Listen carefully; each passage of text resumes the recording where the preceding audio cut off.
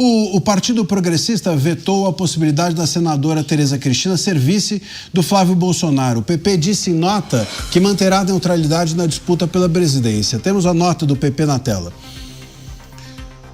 Ela diz: o Progressistas, após consulta aos seus diretórios estaduais, decidiu por maioria permanecer neutro no processo eleitoral. Diante disso, reiteramos a posição de não convocar convenção nacional. A decisão já foi comunicada e acatada pela nossa líder no Senado Federal, senadora Tereza Cristina. Bom, meus caros, e aí? Mais um capítulo do vice do... Vamos ouvir de novo, vamos de novo para a nossa sonora, que a gente tem um áudio do Flávio agradecendo a senadora Tereza Cristina, não é? Vamos ouvir o áudio. Essa nota que foi publicada agora, ele deixou bem claro que o partido tinha, por maioria decidido pela neutralidade.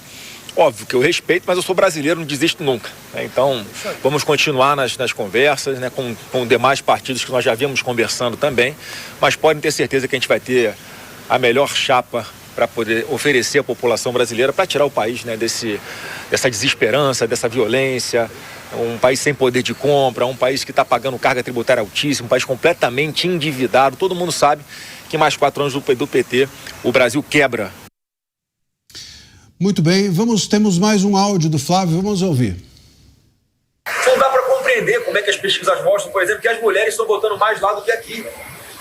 As pautas das mulheres, Sandra, são as pautas que nós defendemos. E é uma briga que a gente tem na direita isso, né? Porque parece que quem defende as mulheres está defendendo a pauta errada, não. Pergunta para uma mãe se ela quer um filho drogado.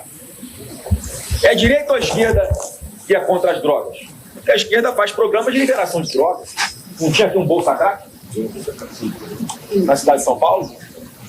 Qual a mulher que concorda com o filho sair do colégio e ser assediado para fumar um crack na porta do colégio? Como é que está votando na esquerda?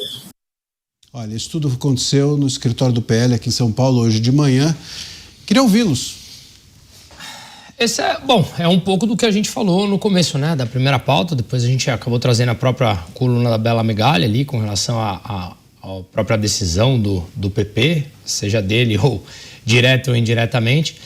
Mas a fala do Flávio eu acho que tem bastante coerência, né? Quando a gente olha pelas pautas de violência, de drogas, realmente a esquerda ela passa pano justamente nisso por ser, como a gente sempre fala, uma visão estrutural de mundo completamente distorcida de uma realidade e de uma ausência de atribuir a responsabilidade individual às suas próprias decisões.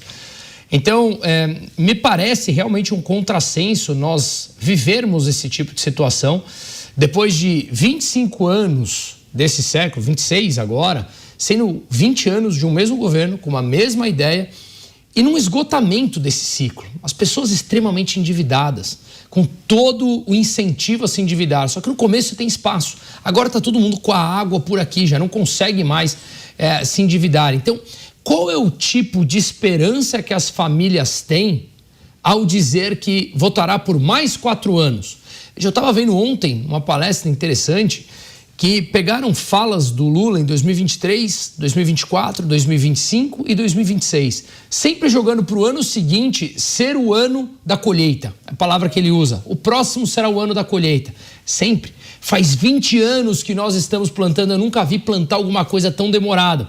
Na verdade, o que ele plantou, nós estamos colhendo, que é desesperança, que é endividamento, que é uma manutenção na pobreza, uma manutenção da falta de produtividade que o brasileiro tem e quase 50% da população vivendo quase que escravizada, dependendo de uma Bolsa Família, porque não foi adaptada ao mercado de trabalho em franca mudança. Olha, vamos para um break das rádios, daqui a pouco a gente volta e a gente segue aqui no debate.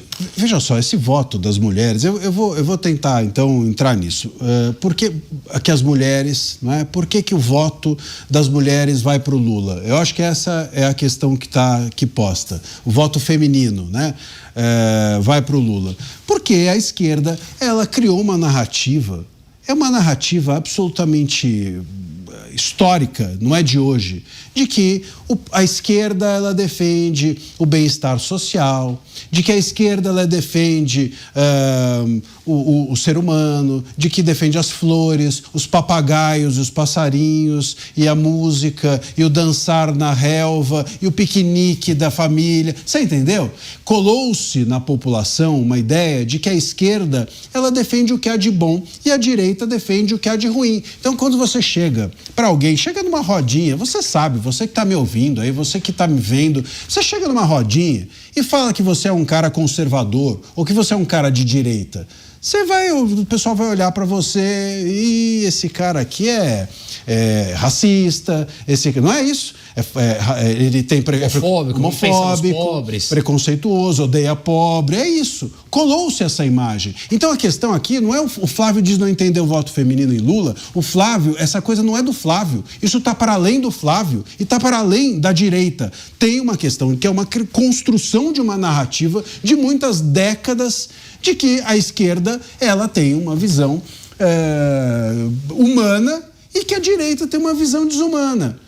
É isso, desde o Enéas, você pega lá o Enéas queria bomba atômica, não é isso? Então, enfim, a direita quer guerra, quer confronto, quer propagar fake news, e a esquerda quer a bondade humana. Isso precisa ser combatido, não pelo Flávio, isso precisa ser combatido pela criação de uma intelectualidade de direita, de intelectuais da direita, que mostrem que isso é falso. É falso, porque se você pega as falas do Lula, por exemplo, elas foram machistas durante toda a história dele. Você pega as falas de boa parte, ou de uma razoável parte, de alguns intelectuais da esquerda, e também são falas muito duras. São falas que, enfim, não tem nada de amenas, humanas, etc. Você pega o comunismo... A esquerda raiz é essa. A esquerda raiz é essa. Você pega o comunismo de Stalin. O que tem de humano nisso? Você pega o comunismo da União Soviética, onde que há humanidade e flores e piquenique nisso? Venezuela, Ortega, tanto. A Venezuela, Ortega. Morales aqui na Bolívia há pouco tempo. Fidel Rafael Castro. Correia no Equador, tanto. Pois é, onde que está a humanidade desse povo? Paredão é a humanidade? Quer dizer, então tem uma falsa, né? É uma falsa realidade que cola nas pessoas. E não são só nas mulheres. As mulheres olham, fazem parte desse balaio de pessoas que acreditam nisso. Eles estão fazendo. Não é, Mota? Aí há inúmeras questões que tomariam um programa inteiro, mas eu acho que o aspecto mais importante é o seguinte: o que se chama de pauta identitária, né, é você dividir a humanidade, você dividir a sociedade em vários grupos, né, de acordo com características físicas, biológicas, étnicas, nacionais, e aí você cria uma hierarquia entre esses grupos. Olha, esse grupo aqui é vitimizado, esse outro grupo aqui é mais vitimizado ainda, então ele vem antes. Isso é uma estratégia política da esquerda, que não tem como objetivo defender ninguém. Para comprovar isso é muito fácil. Basta você ver o que acontece com qualquer membro de qualquer um desses grupos quando ele se diz conservador. Ele deixa de pertencer ao grupo, ele passa a ser ofendido pela esquerda, atacado, destruído com toda a violência. Agora, o mais importante de tudo é que a pauta identitária, ela joga no lixo uma das maiores conquistas da civilização ocidental judaico-cristã, que é a ideia de igualdade perante a lei, é a ideia de que todos nós somos iguais diante de Deus e diante da lei. E que você é responsável pelos seus atos e só pelos seus atos. Então, essa é uma ideia central da nossa sociedade, do nosso modo de vida, do nosso sistema de justiça. Quando você joga isso fora, e essa é a estratégia da esquerda, você está jogando fora a nossa civilização ocidental. E acontece, entre outras coisas, isso que a gente acabou de comentar aqui há pouco tempo, que você trata um grupo político como se ele fosse santo, como se ele tivesse permissão para fazer e dizer qualquer coisa. E o outro grupo, esses são traidores. Antigamente a gente enforcava traidores aqui. A verdade, toda essa imagem que você falou, Marcília, a esquerda fez muito bem ao longo dos últimos tempos, né? Pegou essa pecha realmente. E até muitas vezes você ouve gente falar com relação às mulheres sendo mais uma das minorias. A mulher já não é mais minoria, né? Então, na verdade, é uma propaganda que foi muito bem colocada, pegou. E tem uma dificuldade de boa parte das pessoas entenderem o que significa uma política em que defende, por exemplo, você ter a liberdade de trabalhar, você ter essa flexibilidade. E quando a gente fala de você cortar gastos para que juros estejam mais baixos, etc., é uma política que vai facilitar e melhorar a vida do mais pobre. Porque a vida de quem tem dinheiro, você consegue rentabilizar ali, colocar os juros e vai vivendo e se protege daquilo. Manda dinheiro para fora, você tem os teus filhos em escola particular, tá tudo certo. Mas não, essas reformas que doem de verdade no curto prazo é para melhorar a vida do mais pobre. Então, tudo quando a gente fala, seja mais pobres, preto, branco, azul, índio, não importa, mulher, homem, tanto faz. É para você trazer um país muito mais justo para a maioria das pessoas, com oportunidades. Porque o que o governo faz é retirar as oportunidades. Então eu entendo essa indignação do próprio Flávio ao perceber, a expor ali que determinadas pautas sejam antagônicas ao que a esquerda defende, ali no seu âmago, dentro, na esquerda raiz, que é o que você estava falando. Não são as pautas que a esquerda defende. A esquerda raiz ali, de verdade, defende uma pauta revolucionária. E isso passa longe. Eles tiveram que se travestir, talvez, dessa ideia de wokeismo para conquistar essas pessoas e essas ditas minorias. Mas a verdade é que passa longe disso o grande objetivo. E o pior não é isso, né? O pior é o seguinte, quando a esquerda quando as pautas da esquerda começam a ficar evidentes que são falsos, quando eles começam a não ter aderência com alguma coisa, o wokeismo, você falou do wokeismo, vamos usar esse exemplo, porque é isso, identitarismo, wokeismo, quando o wokeismo começou a ficar ruim, ficar chato, enquanto estava bem, todos nós somos wokes, hashtag somos todos woke, não é? Então o wokeismo, sobretudo na década passada, estava aqui comendo solto, né? Tava tudo certo. Então, a esquerda no wokeismo, aí começaram a criticar. Década, pós-Covid foi muito intensa a coisa. Muito intensa. Ainda foi muito intenso. Agora, recentemente, começa o wokeismo a pegar mal, o pessoal perceber que tem um negócio muito, muito radical, que tem um autoritarismo por trás do wokeismo, etc. Aí a esquerda começa a falar assim, não, o wokeismo é de direita. Já ouviram esse papo? Saiu, acho que se não me engano, saiu na UOL esse tipo de coisa. Não, o wokeismo é de direita. E aí eles vêm dizendo, não, porque aí olha o raciocínio que eles fazem. Eu vi outro dia isso a sério, não é que a pessoa estava inventando, a sério. O cara dizendo o seguinte, o wokeismo, o identitarismo, ele é de direita porque ele começa... por exemplo, no Talibã, nas tribos autoritárias dos lugares, eles se fecham entre eles e ali nasce o wokeismo. E como esse pessoal é autoritário, esse pessoal é de direita. E, portanto, nasce esse tribalismo da direita. E aí pronto, aí eles, enfim, empurram para a direita as pautas que não servem mais a eles. E o Lula acaba dizendo depois que não é de esquerda. Opa, eu não sou mais de esquerda, agora eu sou...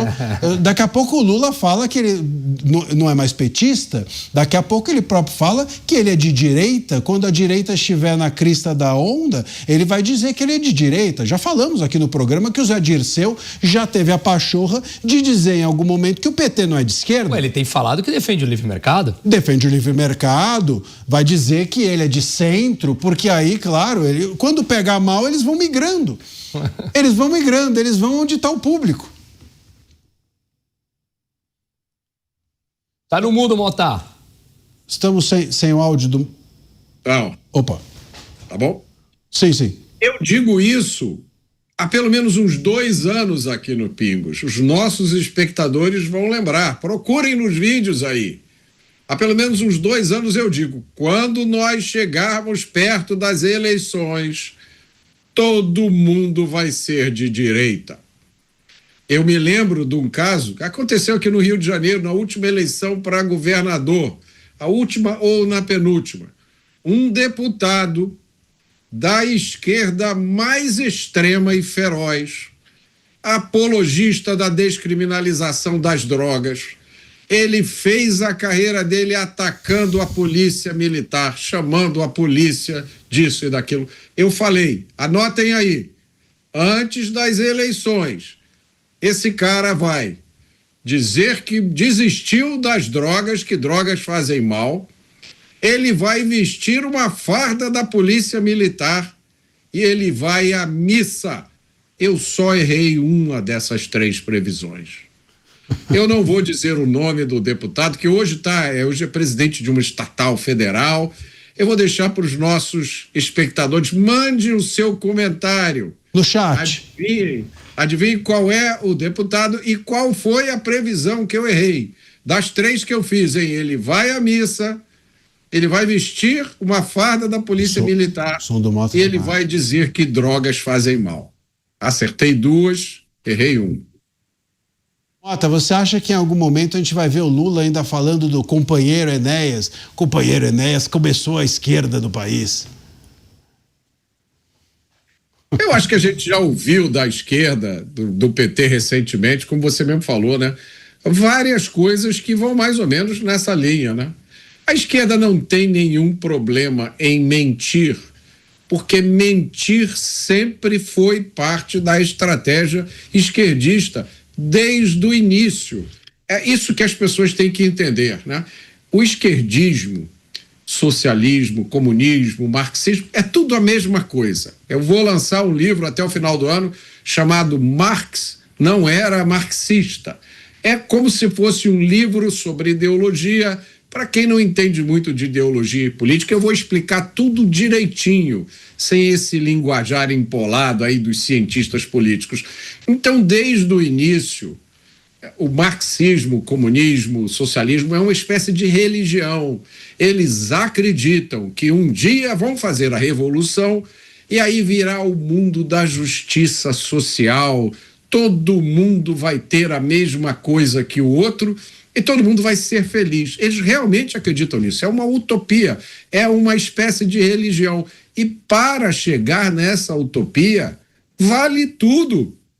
Há inúmeras declarações dos maiores líderes de esquerda, cada um dizendo do seu jeito isso. Não tem problema se morrerem milhões de pessoas, não tem problema se você tiver que denunciar o seu pai ou a sua mãe à polícia política, como aconteceu na época da Revolução Cultural na China. Não tem problema se as pessoas sofrerem uma fome tão grande por falta de comida que tiverem que recorrer ao canibalismo, como ocorreu durante a grande fome da Ucrânia, o Holodomor. Tudo isso é justificado quando vier a revolução e imperar o reino da justiça social. O reino da justiça social. Começamos e terminamos essa conversa em Passárgada, né? A ilha da fantasia da justiça social, não é, Mota?